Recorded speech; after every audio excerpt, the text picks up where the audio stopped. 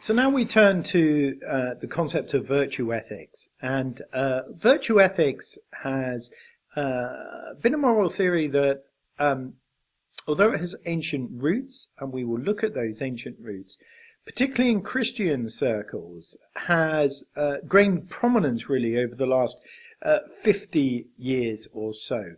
In the same way as I've done with other lectures, we'll follow the same pattern, talking about a summary and background, a key proponent, in this case Aristotle, contemporary developments, and then look at some critiques, and probably won't do the application question.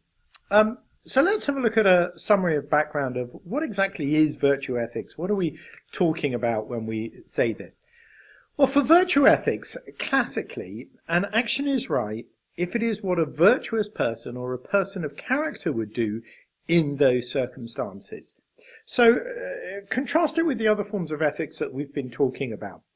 For utilitarianism or consequentialism, as we've just been discussing, the locus of evaluation is the results of our action. Do the results generate good or bad outcomes? For deontology, the focus of evaluation is the rule or the principle. Is this a good rule or principle, and where does it come from? You know, that's what determines what is right or what is wrong. For natural law, the focus of evaluation is our reasoned consideration or our reasoned evaluation of the natural world. What does that teach us? In contrast to all those, virtue ethics says the focus or locus of evaluation is the virtuous person. What would a virtuous person or person of character do in these circumstances? And therefore that helps me determine what I should do in similar circumstances. If you want an absolute shorthand, what would Jesus do? That is basically what we're talking about here with virtue ethics. So there's a number of different words relevant to virtue ethics that we need to become familiar with. The first of these, obviously, is the term virtue. Now, what is a virtue? A virtue is a deep-seated trait, so it's within us. It's not just a whimsical decision that we happen to take on some particular day. It's a deep-seated value that we have. It governs our thinking, our feeling to some extent, and certainly governs our behavior. It's deep-seated. As I say, it's not just an action that we happen to perform on one day. It's a trait that we have. It is admirable and praiseworthy. Of course, the opposite of virtues are vices, and vices, I guess, would be deep-seated traits that are not admirable and not praiseworthy. But a virtue is one that is admirable and praiseworthy. It is recognized as being a good thing. It is formed in community. It is only as we observe the behavior of others, the way they react and think, it's formed together. At least for most virtue ethicists. I'm going to come on to talk about Linda Zagzebski, but for most virtue ethicists, a characteristic feature of virtues is that they're formed together in community. And they're expressed in narratives. They're stories. We tell stories to one another that illustrate these virtues, that communicate them to our children and say, this is, we tell a story that demonstrates this is a particular virtue, one that you should express in your own life as well. So virtues are these list of characteristics that are deep-seated, admirable, formed in community and expressed in narratives. We might think of love, humility, patience, kindness as virtues. So then we have the term character. What is character? Well, in essence, character is the sum of virtues that any particular individual has. Anderson puts it this way: the inner and distinctive core of a person from which moral discernment, decisions and actions spring.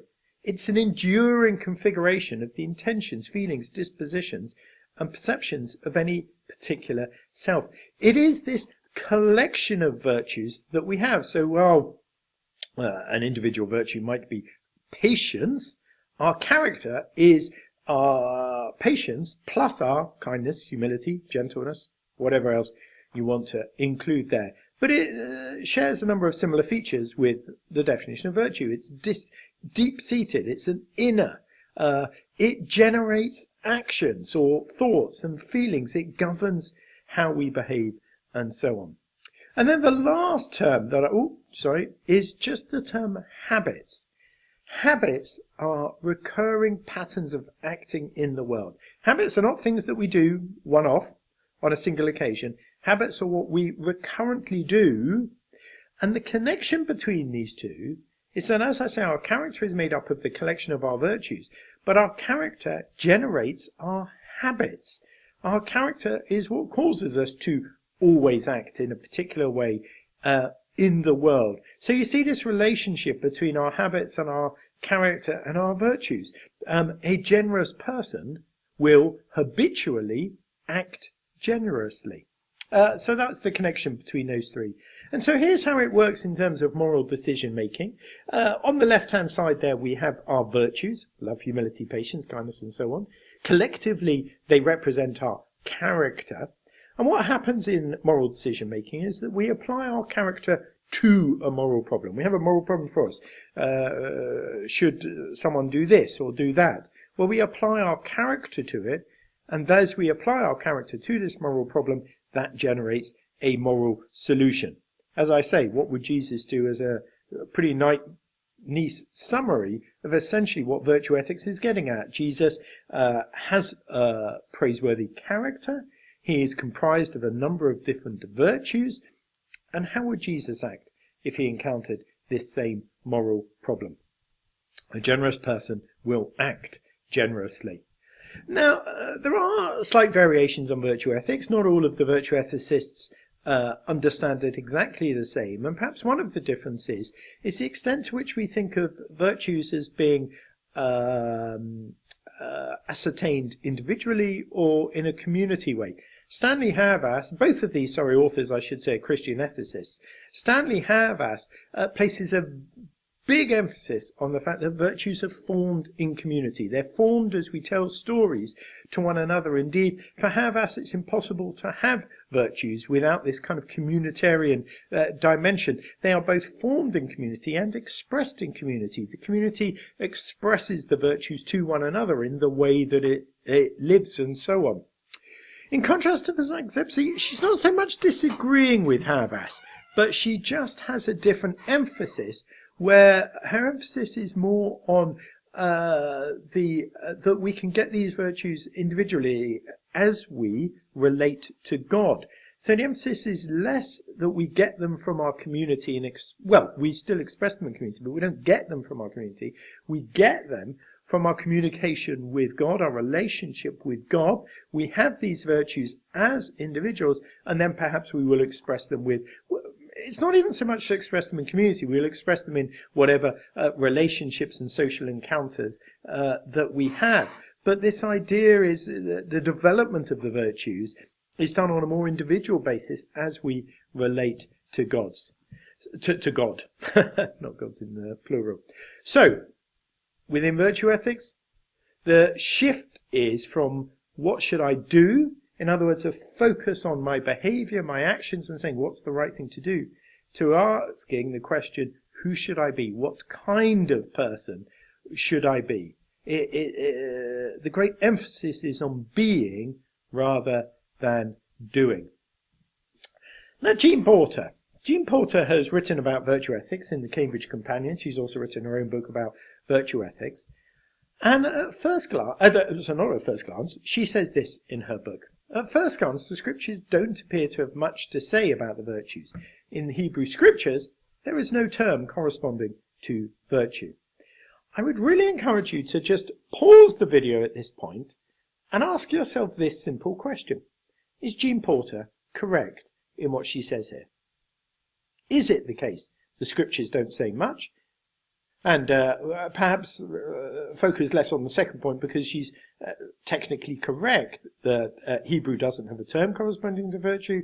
But the question is, does that matter? Well, I don't know what you thought about that, but the reason I wanted you to pause is because I think she's completely wrong. In the first place, while she's correct that the scriptures don't have Hebrew doesn't have a corresponding term to virtue, That doesn't mean that the Hebrew Scriptures don't have a corresponding concept, because, as we'll go on to see, I think the Hebrew Scriptures are full of the concept of virtues, if we define them as deep-seated traits that motivate action and so on. And so the fact that there's not a term, I think, is neither here nor there as to whether the idea of virtue ethics is contained within the Hebrew Old Testament or the Hebrew Bible. And I also think she's wrong in saying the Scriptures don't appear to have much to say about virtue ethics. I think they're full of them. And so let's begin. The Hebrew Shema is the Hebrew prayer. I think we've got it here, that you will know in Deuteronomy 6:4-9. Hear, O Israel, the Lord our God, the Lord is one. Love the Lord your God with all your heart, soul and strength. I want to, even if we're unsure what the word love means, the very fact that it's referring to love with heart, soul and strength is talking about love being a deep-seated trait. It's clearly a virtue. It's this quality of our character that's being referenced here. And then it goes on. These commands I give you today are to be on your hearts. They're to be deep-seated within you. This is clearly talking about a virtue. They're meant to be a disposition on your heart. Impress them on your children. Talk about them when you sit at home, when you walk along the road, when you lie down, when you get up. In other words, communicate them in a community through narratives. Talk about them with your children. In particular, tie them as symbols on your hands, bind them on your foreheads, write them on the doorframes of your houses and on your gates.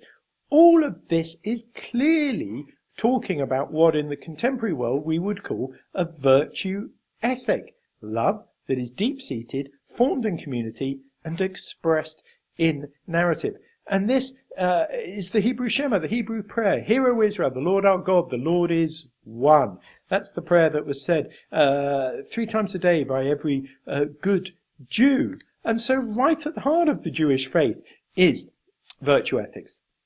Leviticus 19, love your neighbour as yourself. And given this understanding of love as a deep-seated trait that's within our hearts, it seems that the core of Hebrew ethics is virtue ethics. Isaiah 29:13, these people come near to me with their mouth, honour me with their lips, but their hearts are far from me. This idea that what God is concerned about is our hearts. Well, our hearts are all about deep-seated traits that govern our actions. Ezekiel 36:26, I'll give you a new heart, put a new spirit in you. I'll remove that heart of stone, give you a heart of flesh. Again, this emphasis on what's going on within. Well, this is the language of virtues. This is the language of character. The Beatitudes, the Sermon on the Mount, you'll remember that the repeated refrain in the Sermon on the Mount is, you have heard that it was said, but I say unto you. And what Jesus says in his I say unto you is all about moving it from external conformity, one might argue moving it from deontology, external following of rules, to it being in our hearts. It's not about what we say to our brother, it's about if we feel hatred towards him. It's not about looking at the woman committing adultery, it's about looking at the woman lustfully. It's saying it needs to be in your heart. The whole of the Sermon on the Mount could be characterized as a shift from a deontological ethics to a virtue ethics. The greatest command, of course, love the Lord your God, heart, mind, soul and strength, love your neighbour as yourself. The fruit of the spirits, love, joy, peace, patience, kindness, goodness, faithfulness, gentleness, self-control. Those are all virtues that we are meant to display as Christians, and of course 1 Corinthians 13 referring to faith, hope and love. Again, these are virtues. So both through the Old Testament and the New Testament, there is clear repeated emphasis on virtues that we are meant to display as Christian people, as the people of God. The biblical basis for virtue ethics is very strong. And then also this idea of the narrative aspect, this idea that these virtues are communicated in stories. Again, there are many examples of this. Luke 10, parallel of the Good Samaritan, I think is a very interesting one, because Jesus has been presented with this question: who is my neighbor? I mean, in fact, the original question is, how do I obtain eternal life? He answers by saying, obey the commands, love your neighbor as yourself. And then the man says to Jesus, but who is my neighbor? Now, what Jesus could have done, I guess, if he was a utilitarian or a deontologist, is he could have given an abstract, theoretical answer is, your neighbor is ... But what did Jesus do instead? He told a story. It's this idea that what Jesus is trying to communicate are the truths about our ethical life, because Jesus was being asked an ethical question, but he communicates that ethical value in a story. The same thing is told in Matthew 12, where Jesus is challenged again about, or that should say Sabbath, forgive my typo there. Jesus is challenged about the Sabbath. In answering the question of the Sabbath, he tells a story. Again, this time it's about David and his followers eating the showbread. In order to make a moral point, he tells a story. And the parable of the rich fool, again in Luke 12, Jesus is asked a moral legal question about inheritances. Tell my brother to divide the inheritance with me. Adjudicate on this question of moral arbitration. And Jesus' response to that is not to give a legal, what we might call a deontological answer. Jesus' answer is to give a story. And so this emphasis on moral virtues are communicated in story is also clearly evident in the scriptures. And I think the point about Jesus using narrative to communicate morality, I think is very interesting. I used to think, I guess I was brought up to think, that parables had one moral point, and our task as scholars was to identify the single moral point that a parable is making and, extrapolate that or teach that. I no longer think that's the case. I think if there had been a single moral point in every parable, or even a single main point, that Jesus would have just told us what the main point is. I think part of the reason he answered moral questions with stories is because Jesus was recognizing the complexity of human life and telling stories precisely because he was making multiple points. Let me take the parable of the Good Samaritan as an example. I think there's at least 2 points he was making in that story. One is simply a point about care and compassion for people in need. If we see people in need, we should care for them. We should look after them. We should do something for them. Moral point number 1. Actually, as I think about it, sat here, I think there's at least 3 points. Because moral point number 2 is the whole theme that he has within there about how an excessive religiosity and a legalism associated with our religiosity is not what God is interested in. Because within the parable of the Good Samaritan, there is a critique of the Levite who passes by on the other side. And so what Jesus is saying is, look, to be morally good is not about obeying in a legalistic fashion these rules that have been set. And instead it's about doing good to the person in front of you, the person in need. So there's a critique of a religious legalism there. But moral point number 3 is about racism, effectively. And it's saying, it's not accidental that the man who helps is a Samaritan. Obviously, who the man asking the question would have hated. They hated the Samaritans. And so Jesus is making a point, challenging that guy's racism and saying you should be like this Samaritan, this person that you hate. So, a critique of racism, a critique of religious legalism, and an encouragement to compassion and care for those in need. Those are 3 distinct moral points that Jesus sums up simply in one parable. And I think we should stop trying to force parables into making single points, because often they are not. And so the advantages of narrative as a form of moral communication is that they do recognize the complexity of ethical issues. Moral questions often don't have simple answers. And responding in a narratival way recognizes that complexity. They also force us to pay attention to the whole situation. They are non-reductive. If there was a simple reductive answer, do this or do that, then I think Jesus more often would have given that. Instead, by telling a narrative, it says, look, we're recognizing the complexity of this whole situation. As I've pointed out, they can be used to present multiple points, even points in tension, and that is a value for them. And it makes me just want to add this comment about preaching.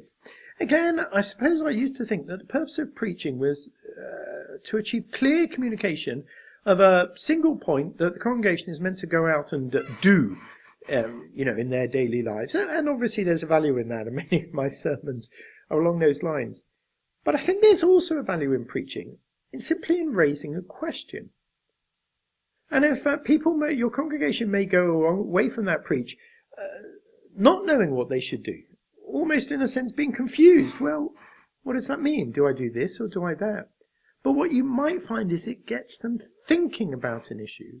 And as they think and pray about that issue, they eventually work out, here's what God would want me to do in this situation. So actually presenting multiple points, even points in tension, can be useful in moral teaching. Stories obviously are often more memorable. Simply because we are humans and we like stories. They resonate with lived experience. People can, get them. They can immediately identify with them, and they open up rather than close dialogue, as I've already suggested. So, if that is the summary of virtue ethics, what is its background? Well, let's go to Aristotle here. 4th century BC, and the particular work in which he talks about virtue ethics is the Nicomachean Ethics. And the cardinal virtues had actually been defined by Plato, prudence, courage, temperance, but Aristotle extended these and developed these in particular ways. The Aristotelian virtues that he added, amongst others, were sincerity, modesty, generosity, and civility. But what Aristotle is especially known for is this doctrine of the mean.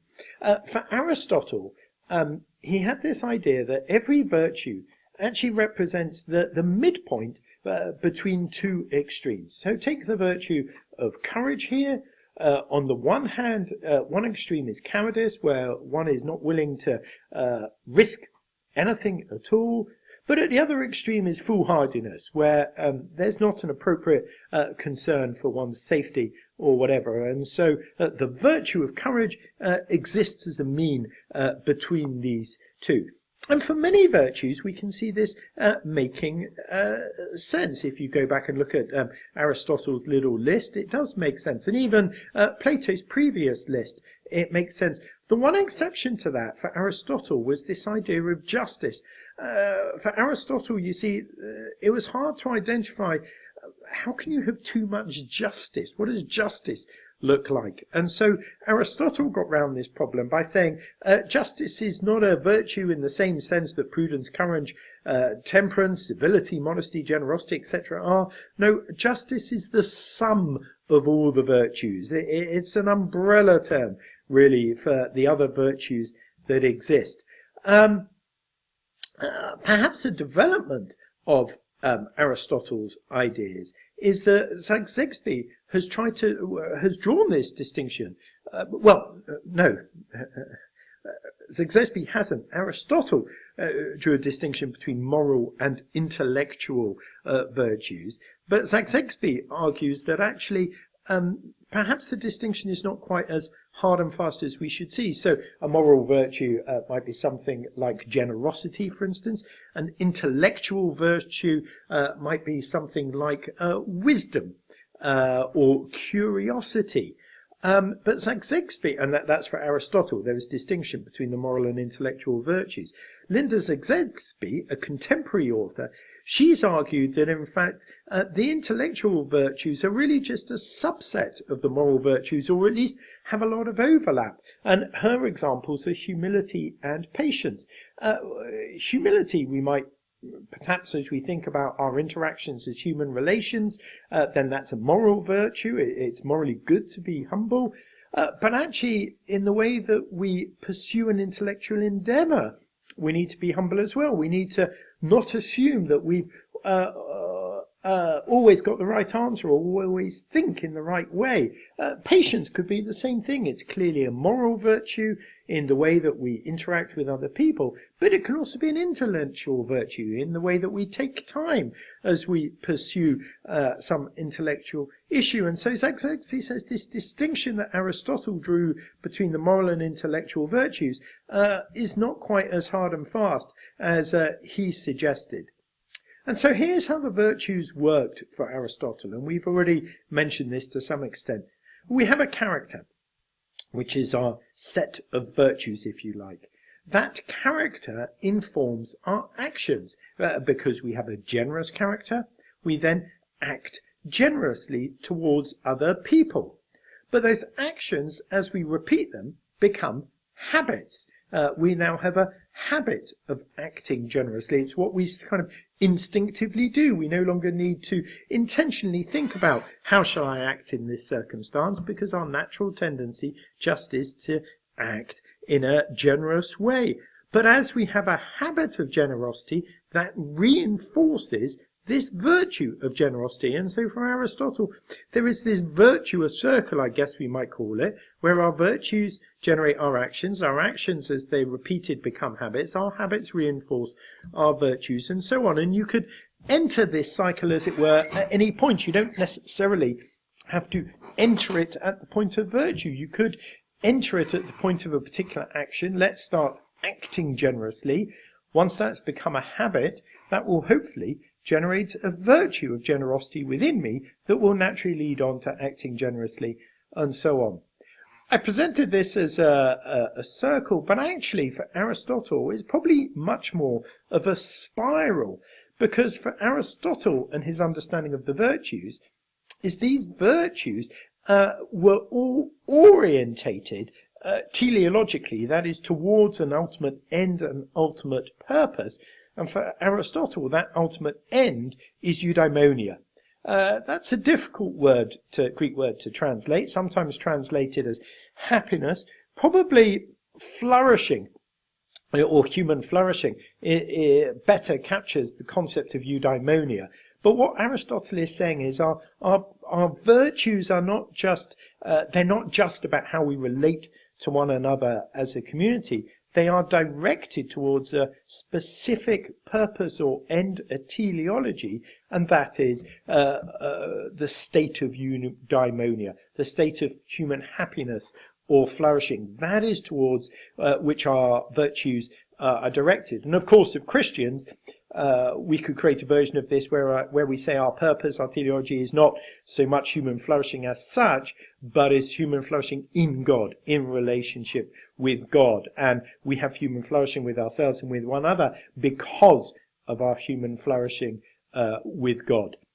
So that is where the idea, I suppose, and concept of virtues come from. We've looked at the Hebraic background. It didn't use the language of virtues, but it is clearly there.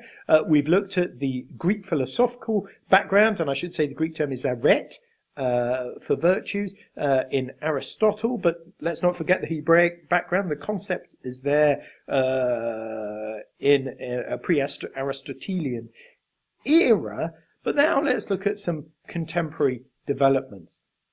And here are some recent 20th century virtue ethicists. Elizabeth Anscombe, I think, is an article that's been put on Moodle for you. Jean Porter, Linda Zagzagby, I've already mentioned, and Carol Gilligan. And if I ask you, what do you notice about all of these authors? Just ask yourself that question. Well, the obvious thing, or maybe it's not obvious thing based on their names, is that they're all women. Jean, of course, could have been a man as well. Any of them could be a man, but they are all women. And the reason I mention that is because of what Carol Gilligan has written. Now, Carol Gilligan would not class herself as an ethicist or a moral philosopher. She's an educationalist. But what she has written about is the moral development of children from a kind of educational point of view. Here is Carol Gilligan. And in her writing about moral development of children, she has drawn this distinction between what she called a justice orientation and a care orientation. And essentially her idea is that moral development has, for centuries, really since Kant, been focused on this justice orientation or this justice perspective. And the justice orientation asks the question, oh, hello mate. Sorry, I do apologise for that interruption there. So talking about Carol Gilligan, as I say, she had this idea that the ethics had been dominated by this justice perspective, which drew on Kant. And she observed, and this is her writing, her way of describing it, that amongst women that she knew, there seemed to be a different form of ethical orientation that she called the care orientation. And while the justice perspective focused on what is right, what is the right thing in a particular situation, this care orientation, according to Gilligan, seemed to focus on what does an expression of compassion and care look like in a particular situation. Now, Gilligan is a feminist, and she was not saying that all women follow this care orientation and all men follow this justice orientation, but she was observing in her experience that women predominantly adopted or seemed to have, or at least expressed, this care orientation, and men in her experience seemed to express this justice orientation. And her point, the point she was making, is that within moral debate, we need to bring in this care orientation, not just the justice one. So she writes, a justice perspective draws attention to the problems of inequality and oppression, holds up an ideal of reciprocity and equal respect. A care perspective draws attention to the problems of detachment, abandonment, and holds up an idea of attention and response to need. Two moral injunctions, not to treat others unfairly and not to turn away from someone in need, capture these different concerns. So she wasn't saying let's get rid of the justice perspective, far from it, but she was saying ethics has been dominated by men, dominated by this justice perspective, and we need to add to that what can be called a care perspective. Now, Gilligan didn't use the language of virtue ethics, but if you read what she says about the care orientation, it's very clear that there are overlaps between what she's saying and a virtue approach. The second person to comment on in terms of contemporary developments is Alasdair MacIntyre, and in particular in this book that he wrote, After Virtue. And let me try and explain some of the points that MacIntyre makes here. I just need to, So, the first thing to understand about MacIntyre, and he's not a Christian philosopher incidentally, he's a secular philosopher, is that he rejects foundationalism, particularly foundationalism for ethics. Now, foundationalism is the idea that we can construct indubitable, in other words, kind of certain, we cannot doubt them, foundations for our moral decision making. And then we can build on those foundations to generate a moral framework that guides our actions. So Bentham and Mill's utilitarianism would be an example of a foundationalist ethics. They believe that we could construct this universal ethics built on a solid foundation of the utility principle to work out how we should behave ethically in any particular situation. MacIntyre says that whole project, not just utilitarianism, but any form of foundationalist ethics should be rejected because there is no universal foundation for ethics. Instead, what we have, according to MacIntyre, are incommensurable narratives. Now, what he means by that is that different communities talk about their values, their virtues, their ethics, but these communities begin from different foundations, and these different foundations are incommensurable. You cannot get them to agree with one another. There are not, as it were, points of contact within them. There's not a universal foundation. They cannot fully even communicate with one another. So we have these different stories living in different communities, and these stories guide our morality. So what that leads us to in contemporary morality is a kind of expressivism. Expressivism here, and this is where I was just going to go next, expressivism is really the idea that moral judgments, moral statements are nothing but expressions of preference, attitudes or feelings. So to say abortion is wrong is no more or less significant than saying chocolate ice cream is the nicest flavour. That's what you're kind of left with, really. And so there's a sense in which Nietzsche was correct. Nietzsche pointed out that once we get rid of objective truth, then all we are left with is the will to power. In other words, individuals expressing their own wills about what is right and wrong, and objective, absolute, universal truth simply disappears. Now, MacIntyre was not an amoralist in the way that you could argue Nietzsche was. No, MacIntyre was saying, look, this is the reality of the world we live in, so what should we do? And he says we need to return to Aristotle. We need to return to a recognition that ethics is formed in individual communities that tell stories to one another. So we should stop this project of trying to develop a universal ethic. Instead, what we should do is recognize that each individual community, which will be different from the next neighbouring community, as it were, has stories that it tells itself, that communicates the virtues and the values that they believe in, and that we should cultivate these virtues within our communities with some ultimate purpose, telos, in mind, whether that's eudaimonia or whatever it is. And we should just abandon this project of universality. So he's not saying let's not have ethics. He's just saying, look, let's recognize ethics for what it is. It is kind of bespoke almost to an individual community, the community in which we live. Now, he says this as an example of the kind of narrative tales that he's talking about.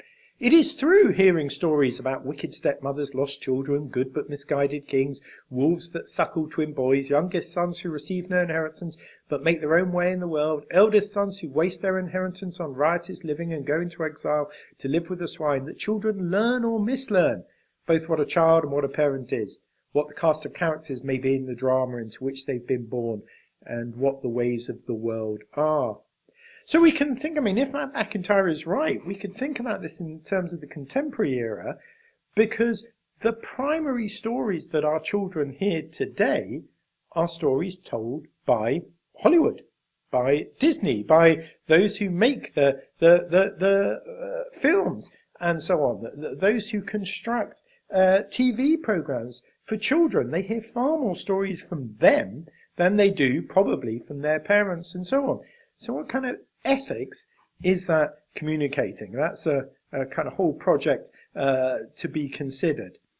So MacIntyre's idea of a community that tells stories within itself and generates virtues and values within that story, forgets universality, is particularly taken up by Stanley Havas. And he is a Christian ethicist. And the book to look at is this one, A Community of Character.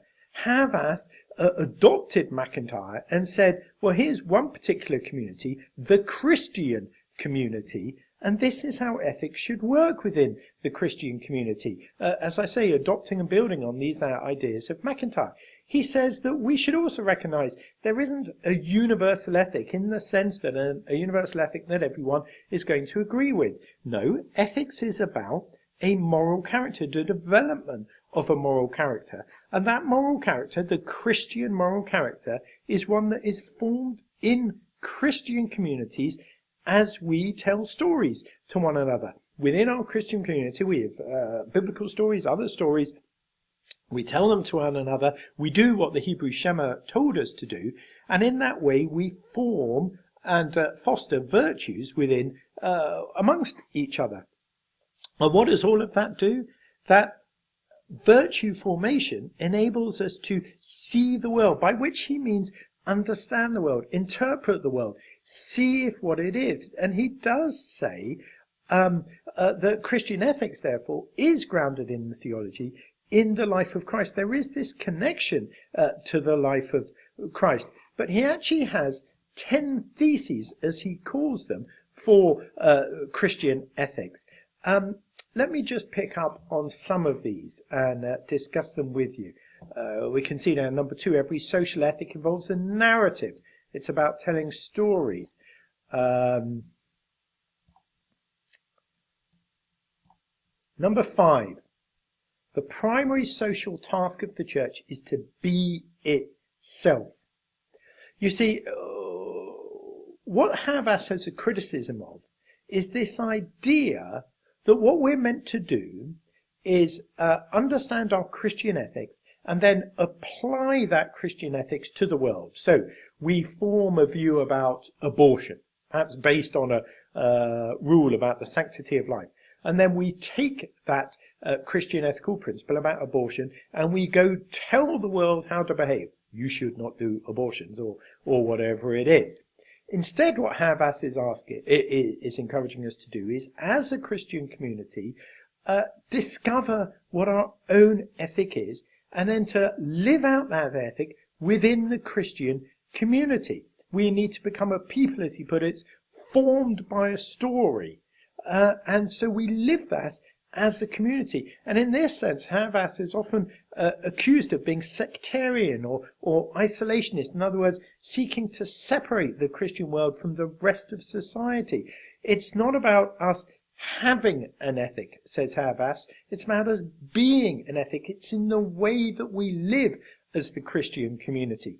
Now, that doesn't mean that Havas doesn't think that our ethics should be communicated to the rest of the world, but what he really rejects is this idea that the way Christian ethics should be communicated is for us to translate that Christian ethic into terms that the world can understand.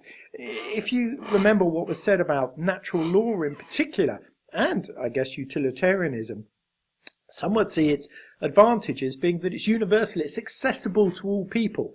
Havas would reject that project of accessibility. He would say, look, what matters is not that, it's not that it doesn't matter. He would say it's impossible. We cannot translate a Christian ethic for the world that begins from a different foundation.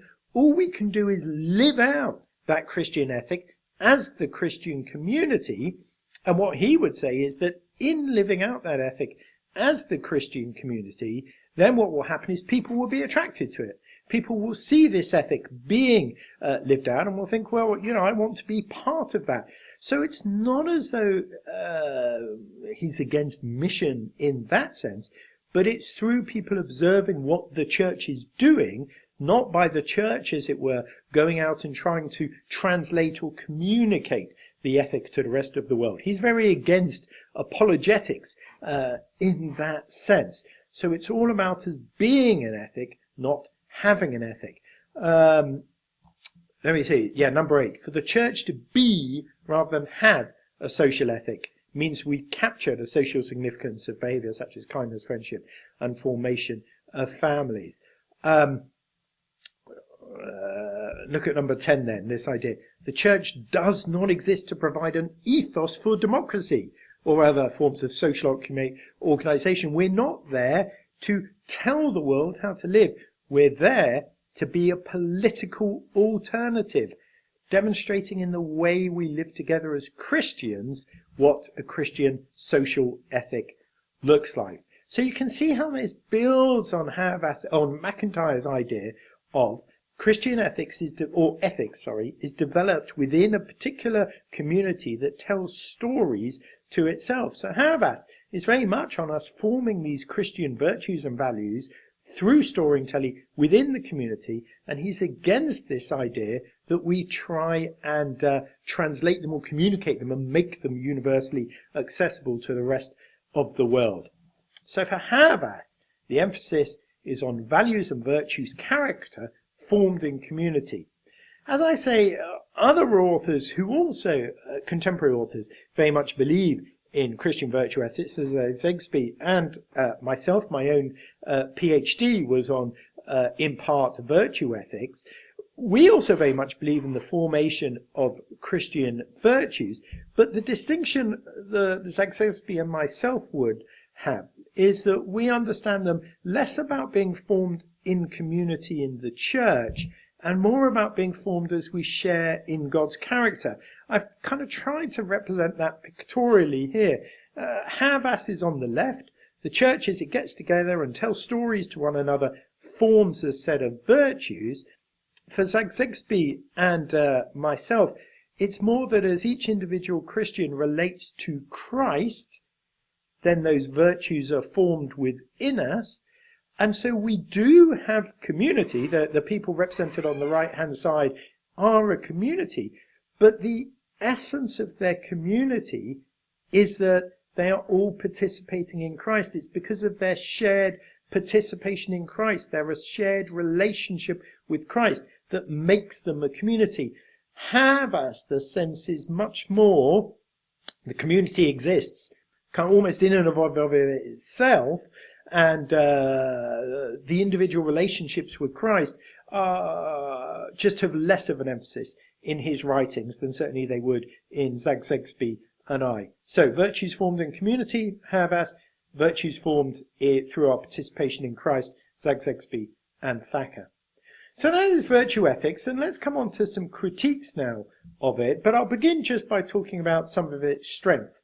So, some of the good things about it. Ethics is, for a virtue ethicist, more than just the right action. And here's a little illustration of that.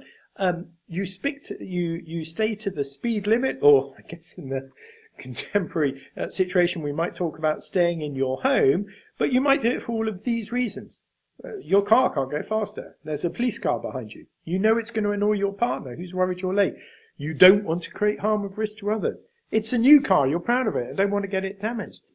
For a deontologist and for a utilitarian, there's no distinction between all of these reasons why you stick to the speed limit. For a deontologist and a utilitarian, all of these are exactly the same moral worth. But for a virtue ethicist, there's a massive difference. For a virtue ethicist, you not wanting to create risk of harm to others, it means that you sticking to the speed limit for that reason is much more morally praiseworthy than, for instance, you doing it simply because there's a police car behind you or whatever it is. So one of the good things about virtue ethics is that it recognizes, look, ethics is more than just doing the right thing.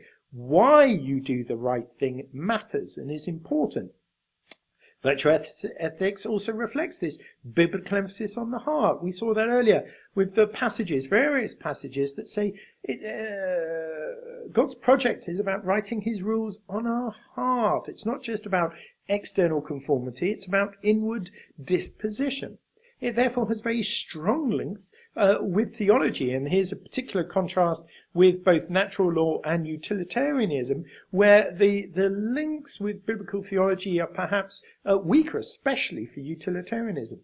It connects to a wider vision of life. Virtue ethics says we need to bring everything that's relevant into this concept. What does the good life actually look like? It's contextual without being entirely relativistic. It's not entirely relativistic because there are such a thing as good virtues and bad vices, and virtue ethics is about following the virtues, not the vices. But nevertheless, it's contextual. It's not rigid and legalistic in the way that deontology can be. And it's communal or communitarian because virtues are formed as we share them in community with one another. But in contrast to that, there are some critiques that can be offered of virtue ethics. It can sometimes minimize the reality of hard decisions that need to be made. And this is a criticism that's often levelled at Havas in particular. Here's a quotation for him. He says, "In matters of significance, even involving the hardest choices, he claims there was no decision to be made. Rather, the decision makes itself if we know who we are and what is required of us. So I think one of the examples he gives is of the question of adultery, and what he's getting at there is that, look, if we know who we are, in other words, if we have the Christian virtues of faithfulness and loyalty and perhaps not harming other people, then there's no hard choice about do we go and have this extramarital affair, because we are just in our character this faithful being, and therefore we will do the right thing. The decision is made for us. And yet the truth is, for many people, there are hard decisions, even in that situation of an extramarital affair, for instance. I recently came across a case of someone whose partner had been in, I can't remember if it's from an illness or for an accident, but they had been in a coma, some kind of unconscious state, and were staying in that for many, many years. And they developed a relationship with someone else, an emotional relationship with someone else. And their partner, who was now in this persistent vegetative state, technically they were still married to this person, but is it inappropriate for that person to develop a physical, indeed maybe sexual relationship with someone new when there's no hope of recovery for their partner in the persistent vegetative state? I at least would want to suggest that that is a hard ethical decision. And I can imagine for the person in that situation, in order to make the, let's say the right decision is not to have the new relationship, in order to make that decision, they probably need to be guided not so much by their character, they're a caring, compassionate person, but by the rule that says do not commit adultery. And so Havas accused is minimizing the role that having a hard rule plays in some of our ethical thinking. And another way to phrase that maybe is simply to say, look, character sometimes doesn't always seem to be enough. And a recent example of this is Jean Vanier. You'll have seen the press coverage that has revealed, here's this man, founded the L'Arche community, as far as everyone knew, a man of immense character, compassion and concern, and yet there now emerges a series of stories where he sexually abused women. Here's someone we can look at and say, this is someone with huge character, and yet his problem is that he didn't stick to the rules about what was appropriate behaviour or not. So character doesn't always seem to be enough. Similarly, the narrative is not the only form of ethical instruction. Yes, narrative plays a really useful and important form of ethical instruction, but it's not the only one. If there was no need for any, let's call them rules whatsoever, commands, presumably the scriptures wouldn't be replete with them. Presumably the reason scriptures are in there are maybe, as it were, to kick in when our character and our virtues are not enough.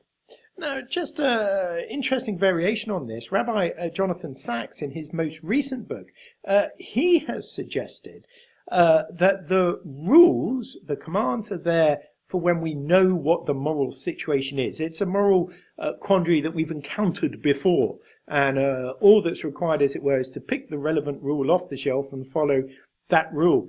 He says virtue or character is required when we're in a moral quandary that we've not encountered before. It's new to us as a society. We're not sure what to do. And in that situation, we apply character and virtue. It's an interesting variation on the distinction about when rules apply and when character applies.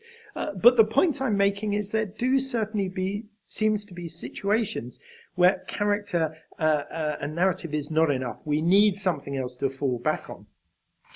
Virtue ethics is also criticised for being overly optimistic about the value of community in the church. Especially this is a criticism labelled at Havas. He seems to be suggesting that the church, just by being the church, being a community of believers, will necessarily form the right virtues and live them out amongst one another. Well, if you're like me, any church community that I've lived in has had just as many vices displayed as virtues, and often has been no better than the secular communities and sometimes worse indeed than the secular communities in which I've lived. And so Havas especially seems to be overly optimistic about the value of community and the church. No, sorry, let me just go back. And then lastly, virtue ethics is criticised for a tendency towards relativism. It can seem to allow anything to go. You can do whatever you want if you are virtue ethics, because it's not hard and fast in the way that the rules are, or a utilitarian principle is. Having said all of that, it seems to me, here's my conclusion. Virtue ethics, I think, is arguably the most biblical idea, but I think the fault that we can fall into is simply in reducing all of our ethical behaviour to just one of these forms. And to be honest, that can be true whether we adopt virtue ethics, deontology, utilitarianism, or natural law. If we just adopt one of them and say that is the one form of moral decision making, we're making a mistake. It's about recognising the value in all four of those frameworks and knowing, if I can put it this way, which one to apply first and foremost, and then which one, when to adopt the other ones. So my own approach is to begin with a virtue approach, and only if it's, as it were, that seems to not be giving me the answer on what to do, then looking to perhaps a deontological perspective or a utilitarian one. I'm probably least enthusiastic about a natural law perspective. But it's, for me at least, that's the kind of priority order. Virtue ethics first, then utilitarianism and deontology, and then natural law. You might adopt a different framework, but I think it's certainly true that all of them have a place to play or a role to play in our moral decision making. Don't think we'll look at that question. I hope you've benefited from this lecture and enjoyed the time that we've spent together. There is further reading on Moodle, and I hope you find that helpful. Thank you and goodbye.